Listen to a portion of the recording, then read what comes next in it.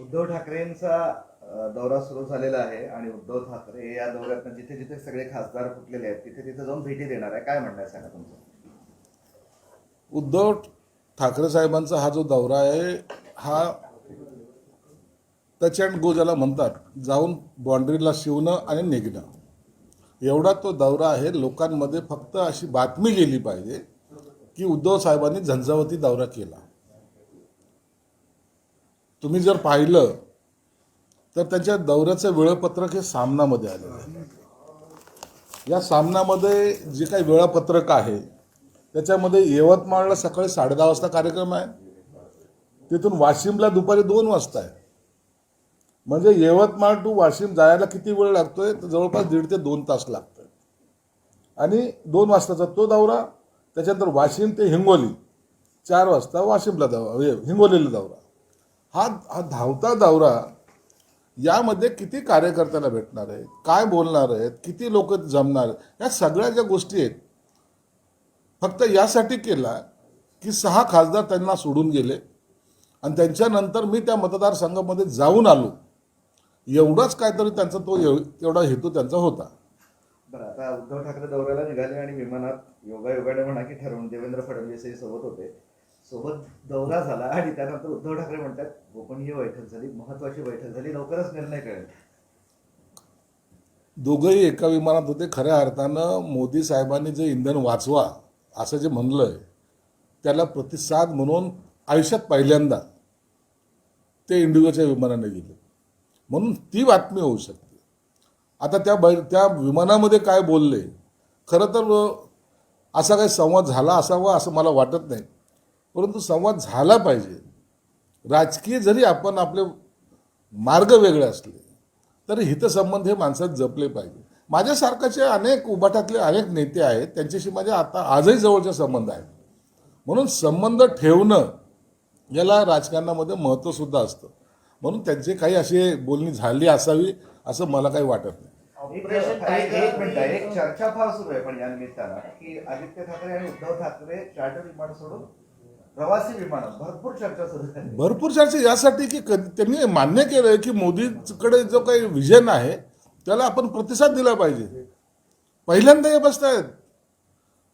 नसता 35 मिनिटाचा प्रवास मुंबई टू संभाजीनगर जरी करायचा असला तरी त्यांना चार्टर्ड लागत होतं. आणि त्या म्हणून आता त्यांचा कल नेमका कुठं झुकतोय ही खरी अर्थ या याच्यातून बातमी निघते. पण या भेटीवर भाजप नेते सकारात्मक प्रतिक्रिया त्यांना पाहायला मिळतात. त्यांना योगायोग वाटत नाही. योगायोग नाहीच आहे ना तो. हे जे काही आता विमान प्रवास झाला त्याच्यामध्ये काही बसले, त्याचे फोटो आता पेपरमध्ये आलेले आहेत. एकाचं तोंड एकीकडे, दुसऱ्याचं तोंड दुसरीकडे.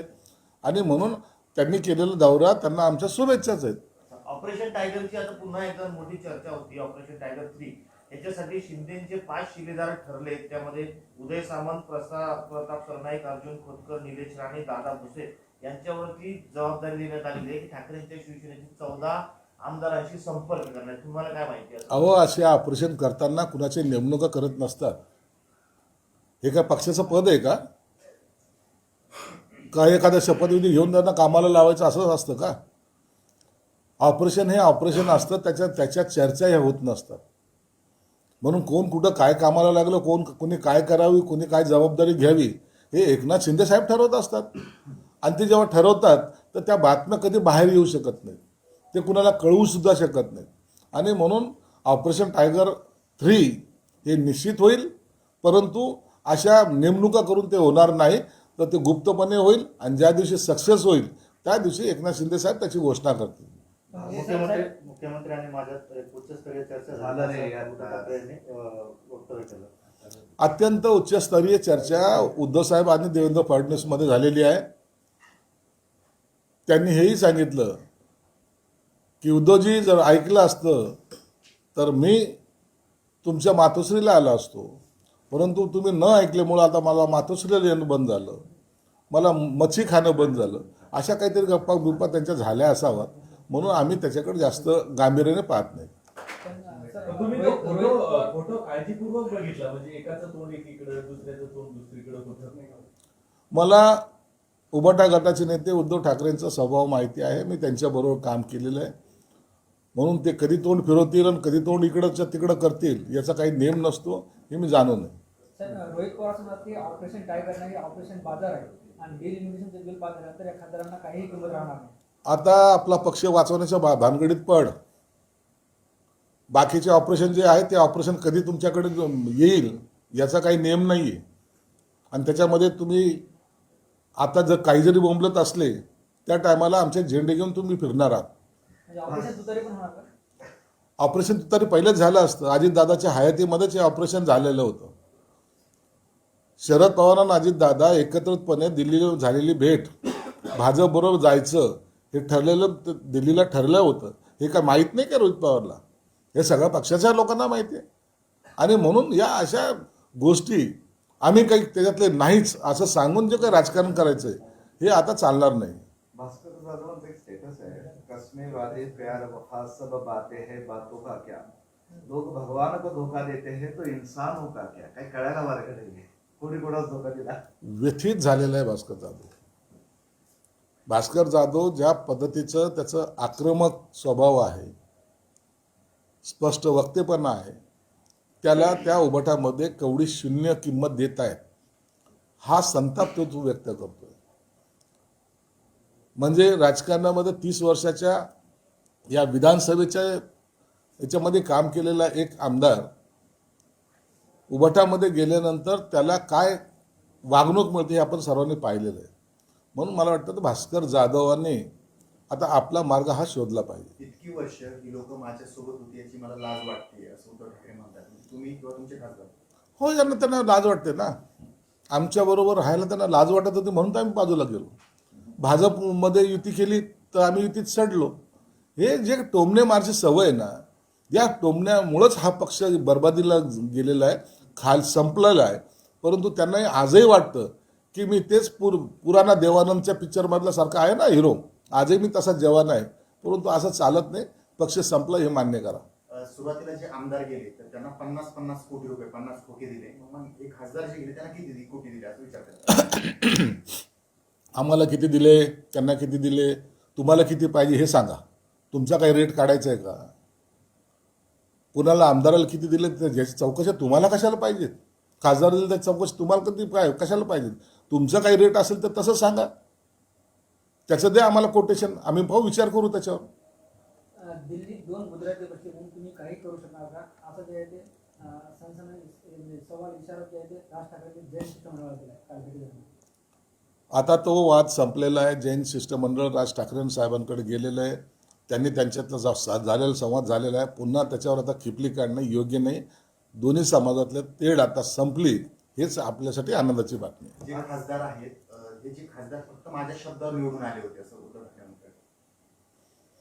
आता हा त्यांचा जो अहंकार आहे ना, ह्या अहंकारापायीच हा पक्ष संपत चाललेला आहे. मग सगळे तुमच्या शब्दाखातीरच निवडून आले, तुमच्या नेतृत्वातच आले. मग मागच्या विधानसभेला हे आमदार कमी का झाले? 63चे आमदार तुमचे 20वर का आले याचं उत्तर आहे का तुमच्याकडे? मग ह्या अपयशाचा जबाबदार कोण? मुंबई महानगरपालिकेमध्ये तुमच्या नेतृत्वाखाली सत्ता का गेली याची जबाबदारी कोण घेणार आहे? तुमच्याच नेतृत्वाखाली आलेले आमदार, खासदार, जिल्हा प्रमुख, पदाधिकारी पक्ष सोडून गेले, याची जबाबदारी कोणाची? म्हणून या सुद्धा जबाबदारी आता उभटाने घेतल्या पाहिजे. शिवीगाळ करणं ही महाराष्ट्राची संस्कृती नाही असं उद्धव ठाकरे म्हणतात. हे त्यांनी संजय राऊतला कानामध्ये सांगितलं पाहिजे. संजय राऊतला हे जर तुम्ही पहिले सांगितलं असतं तर कदाचित पक्षाची आणखीन इतकी वाताहत झाली नसती.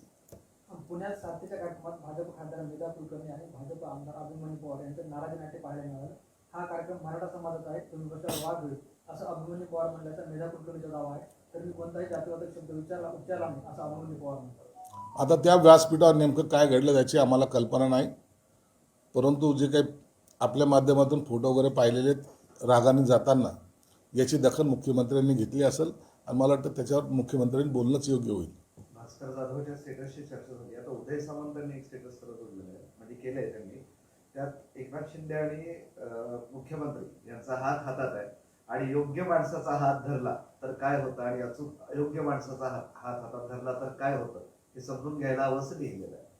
द्योतक म्हणावं जोडून. हे बघा, आम्ही 22ला जो काही उठाव केला त्याचं मागचं कारण होतं की भाजप आणि सेना एकत्रितपणे सत्तेमध्ये असली पाहिजे आणि त्याच्यावर आम्ही निवडणुका लढल्या होत्या. म्हणून योग्य ठिकाणी योग्य वेळेला जर निर्णय घेतला तर काय होतं याचे परिणाम आता आपण पाहत आहेत. जेव्हा उठाव केला तर यांचं काही अस्तित्व राहणार नाही, हे बंडखोर आहेत, गद्दारे म्हणले जातात. पुन्हा त्याच नेतृत्वामध्ये एकनाथ शिंदे साहेबांच्या नेतृत्वामध्ये 2024ची निवडणूक लढवली गेली. त्यांच्याच नेतृत्वामध्ये एवढे सर्व आमदार बहुमताने 232 निवडून आले आणि म्हणून नेतृत्वाचं गुण एकनाथ शिंदे साहेबांनी दाखवले. म्हणून योग्य हातात हात असणं, त्यांचं असलेलं नेतृत्व आणि देवेंद्र फडणवीसचे असलेले नीती, या दोन्हीचा संगम जेव्हा होतो त्या टायमाला सत्ता परिवर्तन होतं, हे आपल्याला दिसून आलेलं आहे. चल. आमदार रोहित पवार म्हणाले टायगर 3 ऑपरेशन असं म्हणू नका, हा अपमान आहे टायगरचा आणि ऑपरेशन बाजार. ऑपरेशन टायगर म्हणू नका, ऑपरेशन म्याऊ म्हणू, आम्ही ऑपरेशन आणखीन काही म्हणू, परंतु एक लक्षात घ्या की आता हे सगळे ऑपरेशन तुमच्यावर होणार आहेत. तुम्ही पण या ऑपरेशनपासून वाचणार नाहीत. देवेंद्र फडणवीस और रोहित पवार असं म्हणालेले आहेत की एकनाथ शिंदे यांना केंद्राकडून बळ दिलं गेलेलं आहे, कारण की त्यांना खासदार कमी होतात म्हणून दिलं. आणि दुसरी बाजूला इथले भाजपचे जे मुख्य नेते आहेत त्यांना चेक देण्यासाठी एकनाथ शिंदे यांना बळ दिलं जात आहे केंद्राकडून. अहो, एकनाथ शिंदे साहेबाला बळ दिलं तर काय चुकीचं काय? आम्ही एनडीएचे घटक आहोत. आम्ही कोणतंही काम करताना एनडीएसाठी काय योग्य आहे त्या संदर्भामध्ये आमचं काम चालू असतं. म्हणून त्याच्यामुळं भाजपच्या स्थानिक म्हणजे महाराष्ट्राच्या नेतृत्वाला काही चॅलेंज देण्याचा प्रश्नच उद्भवत नाही. आम्ही मिळून हे सर्व ऑपरेशन्स करत असतो आणि म्हणून कुणाला डावलण्यासाठी कुणाला पाठिंबा दिला असं म्हणणंच चुकीचं आहे. सर, देवेंद्र फडणवीस और उद्धव ठाकरे दोनों एक ही फ्लाइट से सफर किया, इस पे अलग अलग अटकलें लगाई जा रही है। अरे, उद्धव साहब ने पहली बार प्राइवेट विमान न लेते जाते हुए मोदी साहब ने जो कहा है कि ईंधन बचाओ, उन्होंने वो भूमिका का स्वागत किया, ये कह सकते हो। पहली बार वो लोकल फ्लाइट जिसको कहते हैं उसमें से उन्होंने आज नागपुर गए, विमान में देवेंद्र फडणवीस थे, वो थे। इसका मतलब ये नहीं है कि वहाँ पूरी राजकीय बातें होती हैं। मुझे लगता है राजकीय बातें छोड़ के भी पर्सनल रिलेशन रखना ये उचित होगा। मैं इसको राजकीय कोई घड़ामुड़ी होगी या तो कुछ होगा ऐसा हम मानते नहीं। गुलाबराव पाटिल ने दावा किया है कि ऑपरेशन टाइगर 2.0 जल्द शुरू हो गया है, जिसमें जल्द ही उद्धव ठाकरे के 14 विधायक सत्ता गुट में शामिल होंगे। गुलाबराव ने जो कहा है ऑपरेशन टाइगर 0.3 वो चालू होगा। अरे, बहुत सारे ऐसे विधायक हैं जो अभी उबाटा में रहना नहीं चाहते और मुझे नहीं लगता कि इसको ज़्यादा वक्त लगेगा। जल्द से जल्द ये आमदार भी हमारे साथ में आपको दिखेंगे। एमआईएम के नेता असदुद्दीन ओवैसी ने राम मंदिर चोरी मामले में जो आरोपी है उनके घर पे बुलडोजर कब चलाएंगे, उनको गोली कब मारेंगे, ये सवाल सरकार से पूछा है। ये सवाल का जवाब वहाँ की गवर्नमेंट देगी, वहाँ की सरकार देगी। और एक बात ज़रूर है, वहाँ जिसने भी चोरी की, आप अभी तक देखेंगे आप 8 आरोपी को अटक भी की गई, किसी को वहाँ बख्शा नहीं जाएगा, इतनी बात तय है। रोहित पवार ने ऑपरेशन टाइगर को टाइगर का मजाक उड़ाना कहा है, उसे ऑपरेशन बाजार, जैसा नेताओं की खरीदो फरोख्त हो रही, ऑपरेशन बाजार कहना चाहिए। आता रोहित पवार ने हमको सजेस्ट करना चाहिए कि हमने इसको क्या नाम देना चाहिए। ऑपरेशन टाइगर नहीं देते, ऑपरेशन बाजार देने का है, तो बिकने को कौन बैठा है? आप भी हो उसमें, तो आपके लिए क्या नाम रखना चाहिए वो अगर उन्होंने सजेस्ट किया तो वही नाम से हम उनको पुकारेंगे। उन्होंने ये दावा भी किया है कि महाराष्ट्र की बीजेपी और एकनाथ शिंदे, इनमें कोई तालमेल नहीं है। एकनाथ शिंदे जी को जो 6 सांसद छोड़ने का जो चीजें आई थी वो सारी दिल्ली बीजेपी से प्रोवाइड की गई थी। देखो, ये हम एनडीए के घटक है, भाजपा सेना की मजबूती है। एकनाथ शिंदे साहब ने जो काम किया है उसका मतलब ये है कि एनडीए को उसका सपोर्ट मिलेगा, इसलिए भाजपा का स्टेट लेवल के लोगों से नाराजगी है, ऐसा समझने की कोई भी गलती हम नहीं करते। हम सब मिलके ये ऑपरेशन करते हैं। उन्होंने ये भी कहा है कि अमित शाह कुछ दिन पहले महाराष्ट्र के दौरे पे आए थे, उन्होंने 1 लाख चलो का नारा दिया था, उसी के तहत जो है 2029 में एमएलए टूटेंगे और खास तौर पे शिवसेना के और अजीत दादा पक्ष के एमएलए टूटने वाले हैं। ये भी दूसरा बीजेपी ही तोड़ी। रोहित पवार, ये भी दूसरा संजय राउत महाराष्ट्र में अभी नया जन्म उसने लिया है, इसलिए उसकी इतनी सारी बकवास चलती है। खुद की पार्टी को उसने संभालो, खुद की पार्टी के एमएलए कब टूटने वाले हैं इसकी डेट भी हम उनको दिखाए होंगे। सर एक क्वेश्चन केंद्र सरकारच्या मंत्रिमंडळामध्ये विस्तार होतो आहे आणि त्यामध्ये असं सांगितलं जातं की विद्यमान आमदार जे आहेत आता मंत्री आहेत केंद्र सरकारचे ते बदलून आता नवीन खासदारांना संधी देण्याची चर्चा सुरू आहे। व केंद्र सरकारमध्ये मंत्रिमंडळामध्ये फेरबदल हा होत असतो, आपण गेल्या सरकारमध्ये सुद्धा पाहिलं, परंतु कुणाला मंत्रिमंडळामध्ये घेणार, कुणाशी डिच्यू देणार हा सर्वस्वी अधिकार त्या पक्षाचे अध्यक्ष असतील, पंतप्रधान असतील किंवा त्यांच्या कोर कमिटी असेल त्यांना असतो। आपण जर पाहिलं तर हे काय विस्तार जेव्हा होतो त्याच्या एक दिवस अगोदर ही गुप्त असलेली यादी त्या दिवशी डिक्लेअर होते। आता जे काही बातम्या चाललेल्या आहेत याला डिच्चू, त्याला घेणार, त्याला काढणार, या सगळ्या बातम्या आहेत, त्यांनी योग्य वेळेला तो योग्य निर्णय घेतात। मला वाटतं अधिवेशनाच्या पूर्वी असा काही फेरबदल होऊ शकतो।